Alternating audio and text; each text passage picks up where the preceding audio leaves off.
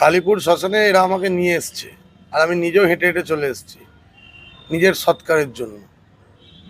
আপনারা বলবেন এই আবার কিরম কথা?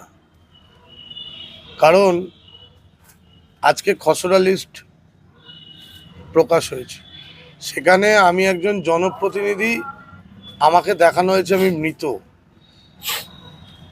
আমি তীব্র ধিক্কার জানাচ্ছি মিস্টার গণেশ কুমারকে, যে এইভাবে যদি একজন জনপ্রতিনিধিকে আপনারা মৃত দেখান, তাহলে এরকম লক্ষ লক্ষ মানুষ যারা হয়তো প্রতিবাদ করতে পারবেন না, বা যারা হয়তো আমাদের কাছে অব্দি পৌঁছতে পারবেন না, তাদের নাম তো আপনারা ইচ্ছাকৃতভাবে বাদ দিয়েছেন। আর এই নিয়েই মমতা বন্দ্যোপাধ্যায়ের লড়াই ছিল, যে লড়াই আছে যে কোনো জেনুইন ভোটারকে ভোটার লিস্ট থেকে বাদ দেওয়া যাবে না। আমি এখন কালীপুর শ্মশানে এসেছি, আমি নির্বাচন কমিশনের যারা আধিকারিক আছে তাদেরকে অনুরোধ করব, আসুন আমাকে এসে কালীপুর শ্মশানে ইলেকট্রিক চুল্লিতে পুড়িয়ে দিন। কারণ আপনারা তো অলরেডি মৃত দেখিয়ে দিয়েছেন। তো এইভাবে তৃণমূল কংগ্রেসকে আটকানো যায় না, মমতা বন্দ্যোপাধ্যায়কে আটকানো যায় না। এই যে টাইমিং আছে, অবজেকশন পিরিয়ড আছে এসআইআরের, আমরা রাস্তায় নেমে কাজ করব।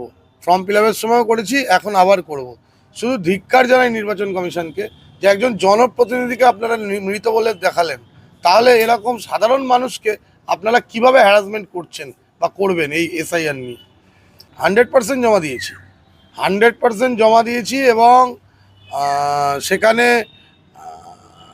বিএলও নিজে সেটা হাতে নিয়েছেন।